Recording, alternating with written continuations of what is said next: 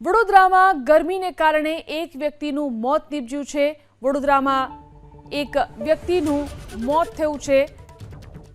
59 વર્ષીય તુષાર માળીનું શંકાસ્પદ મોત નીપજ્યું છે। ગરમીને કારણે તુષારભાઈનું મોત થયું હોવાનો દાવો કરાઈ રહ્યો છે। બપોરે ઘરે આવ્યા બાદ ચક્કર આવતા તેમને હોસ્પિટલ ખસેડવામાં આવ્યા હતા। હોસ્પિટલમાં સારવાર મળે તે પહેલા જ તુષારભાઈનું મોત નીપજ્યું છે। તો વડોદરાની અંદર 59 વર્ષીય તુષાર માળીનું શંકાસ્પદ મોત થયું છે અને ગરમીને કારણે તેમનું મોત થયાનો દાવો કરવામાં આવી રહ્યો છે।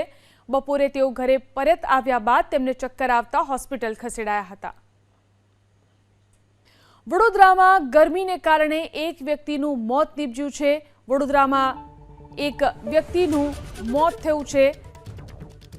59 વર્ષીય તુષાર માળીનું શંકાસ્પદ મોત નીપજ્યું છે। ગરમીને કારણે તુષારભાઈનું મોત થયું હોવાનો દાવો કરાઈ રહ્યો છે।